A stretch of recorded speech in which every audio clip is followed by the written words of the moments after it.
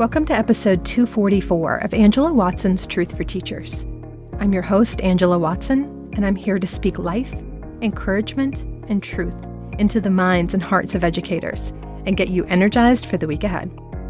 Today, I'm sharing a little bit about my upcoming sabbatical and inviting you to join me over your holiday break in taking a truly restful time off from work.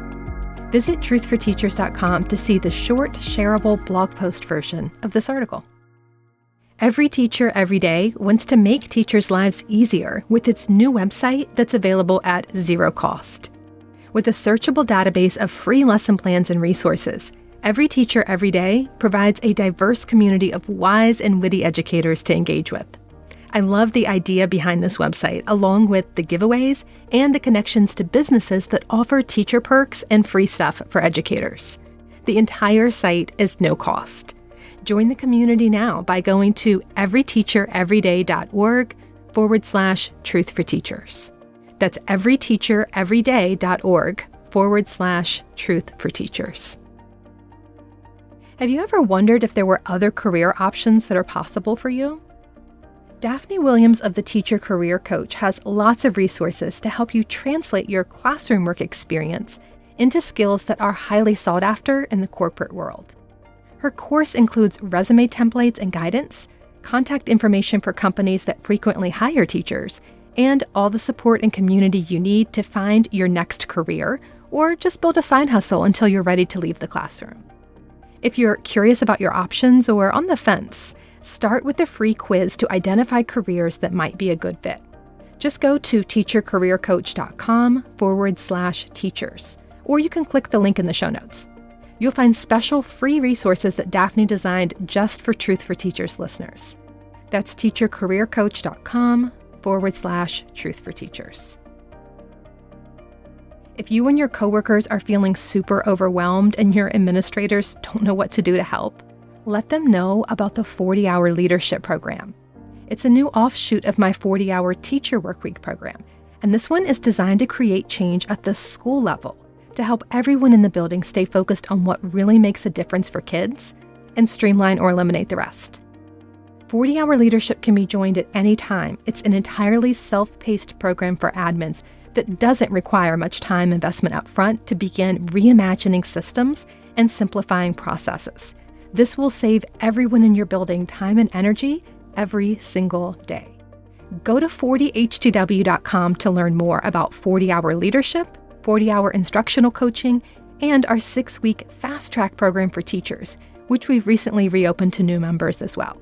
It's 40htw.com. So we are now at the last episode of Season 14. And as we wrap up, I would love for you to leave a review for the show on iTunes or wherever you get your podcasts. You can click through to do it right from your podcast player app, and there's a link in the show notes too.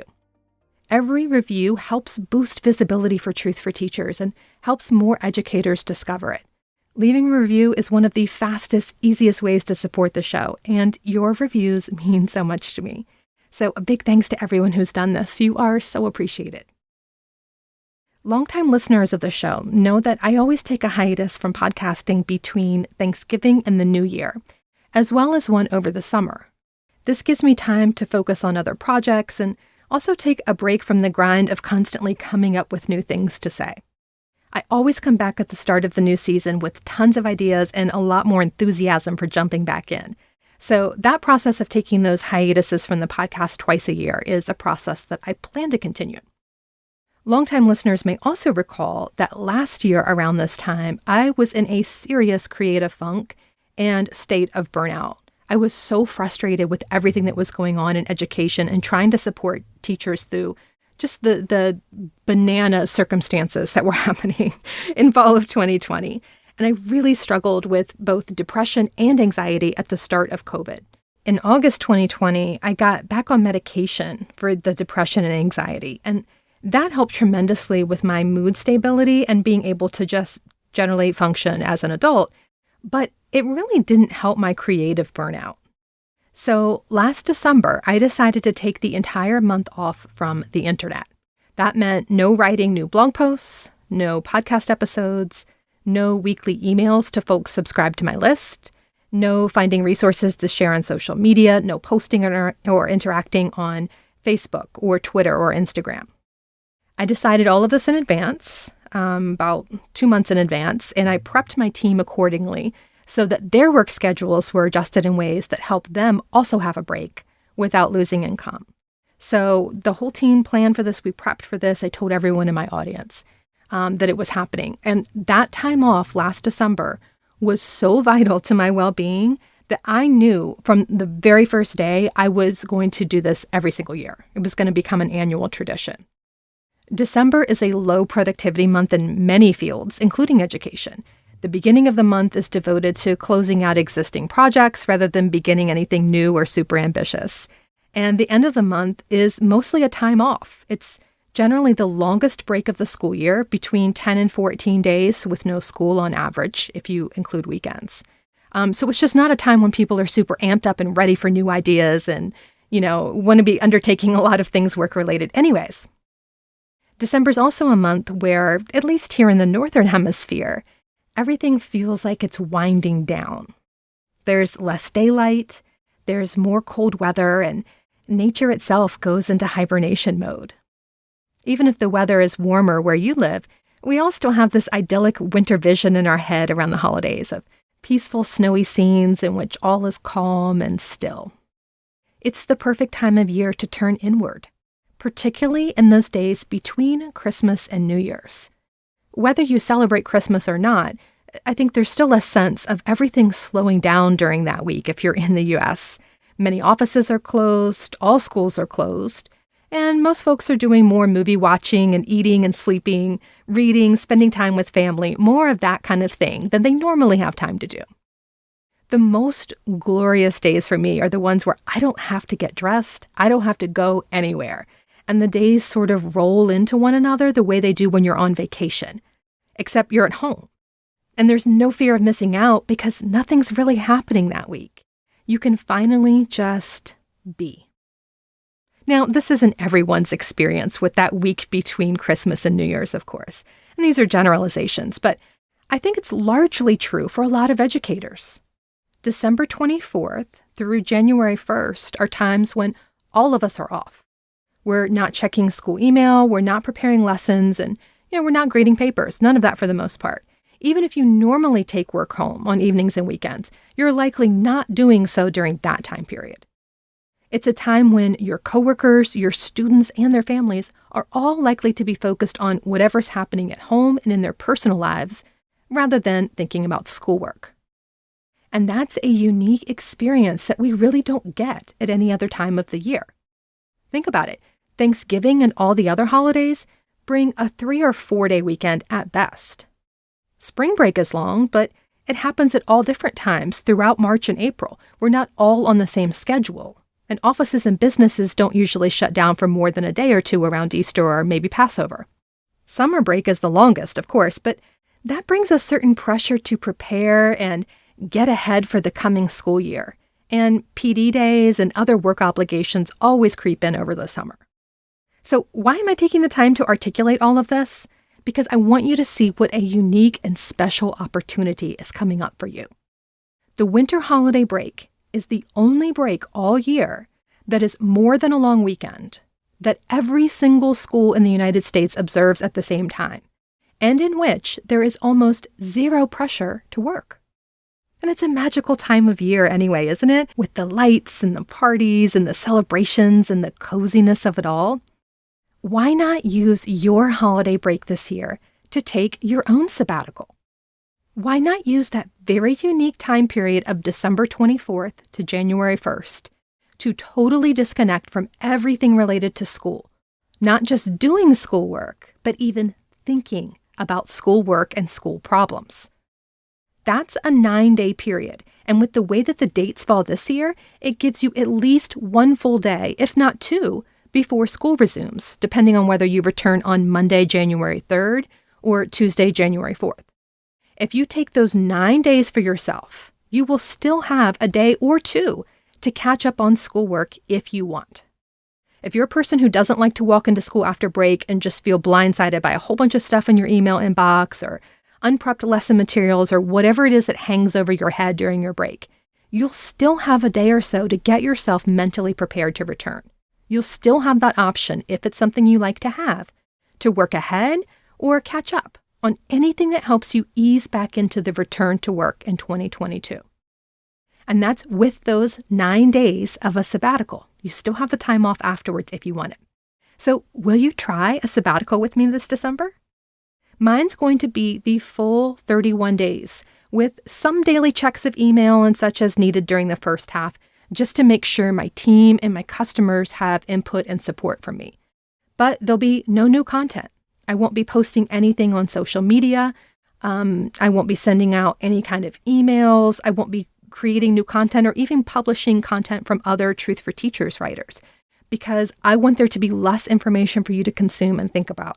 I don't want to give you new things to think about and do in December. I want you to be winding down too and preparing for your sabbatical. The only exception to this is for 40-hour. The 40-hour discussion groups and Facebook groups, the 40-hour scheduled weekly emails, all of that's still going to be happening because those are paid courses and they run the course of the entire year. So they'll continue to be maintained. We'll have customer service available for anyone who needs it. I'll just be scheduling my posts to those groups in advance.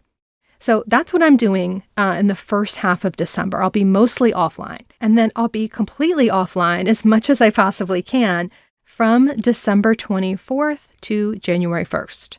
And that's the part of the sabbatical I hope you will join me for. I'm inviting you to take those full 9 days to attend to anything that you want or need to that's not related to schoolwork. That's the only definition of sabbatical you need to use, not thinking or doing anything related to schoolwork. So you may still need to do caregiving, errand running, household projects, cooking, cleaning, all these kinds of everyday tasks. That's fine if you need to do that. But you'll be able to be fully present with those tasks and not feel like you should be working, not be thinking about, oh, I'm behind in my grading. Oh, I need to do this for my students. You're going to be fully present in whatever is going on in your personal life during those 9 days. And it might be more or less than 9 days for you. Maybe you have some projects for work that you'll feel happier and less stressed if you can complete them over your break. Go for it. Nothing wrong with working over your break if that's what you want to do. Maybe your sabbatical will just be a week then. So you can have that week off, and then you have 4 days, maybe 5 days, to get these projects done for school.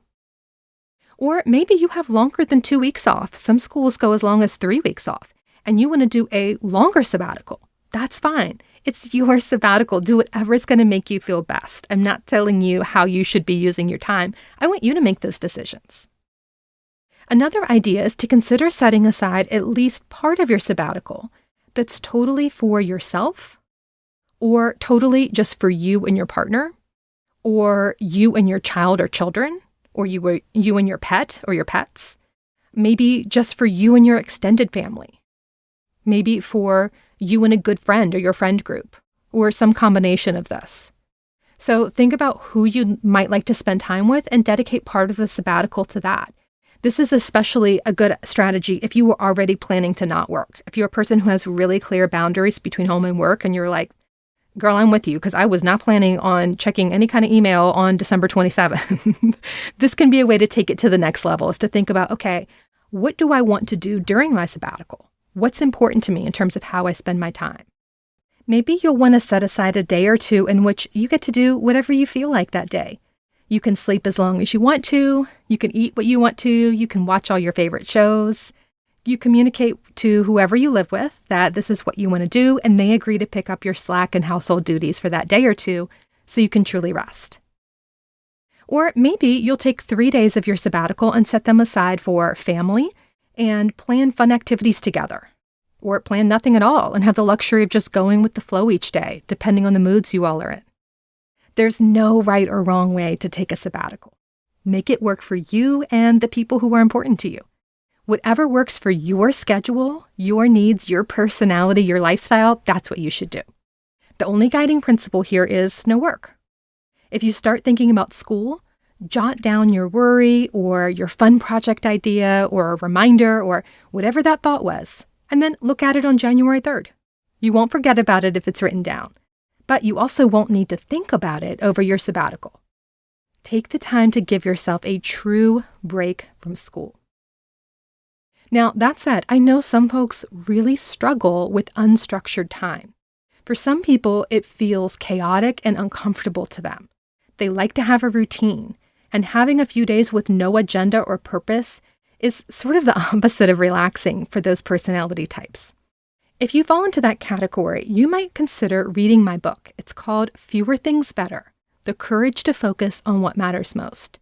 It really dives into the mindset behind simplifying and talks a lot about how to rest, how to practice self-care, how to uncover hobbies when you've never had the free time to think about your own needs and preferences.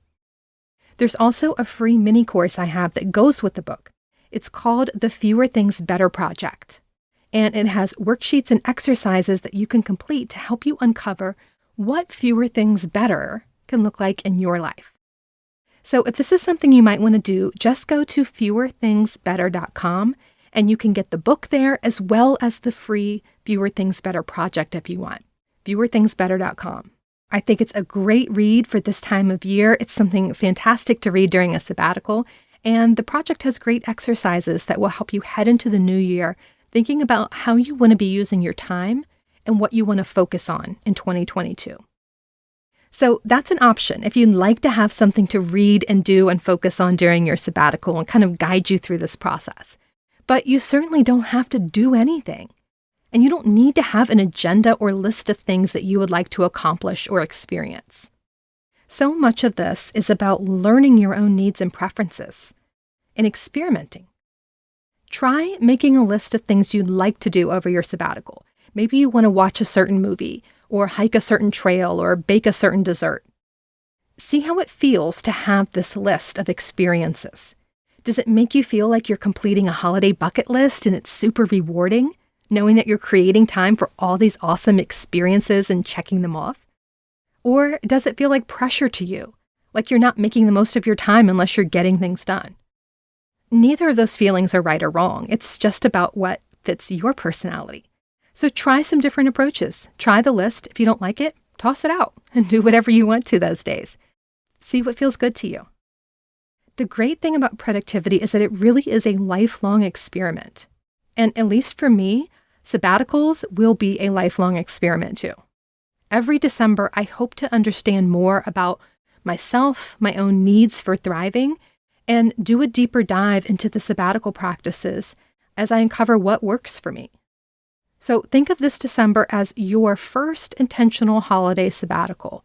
Try out an approach or two and then learn from it. Next December, your life circumstances may be different. Your work circumstances may be different. You can try something different out. You might even find that you develop practices that you can repeat on shorter breaks and long weekends.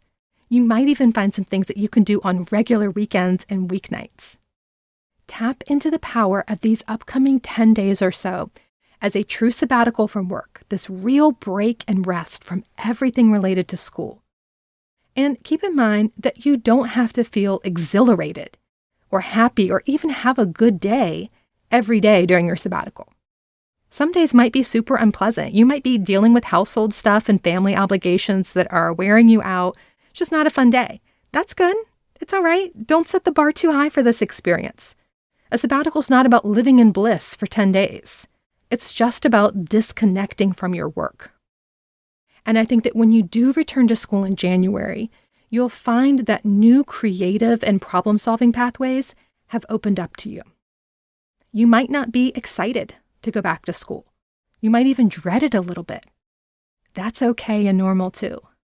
I literally cried last year on January 1st. I realized my time off was coming to an end and I was so sad about it. It took a good week or so to get back into my flow. But by the middle of the month, I was brimming with energy and creativity, and I had more enthusiasm for school-related stuff than I'd had since even before the pandemic. So trust the process. Your sabbatical may not be super fun or exciting, and you may not return to work feeling 100% restored and energetic. You should anticipate this. Sabbaticals are not miracle cures. But trust that your mind and body are benefiting so much from not solving work-related problems or making work-related decisions for nearly 10 entire days. Trust that you're opening up new possibilities for yourself, new possibilities for your energy levels and thought processes and creativity. These are things which you might not see immediately, but they'll become apparent as you ease back into work. Trust that you're gaining new and valuable insights about yourself, your needs, and your preferences that will allow you to give yourself more of what you need all throughout the school year. Even something as wonderful as a sabbatical may not be easy, but it will be worth it. Sending you much love, peaceful days ahead, and I'll be back with you in January.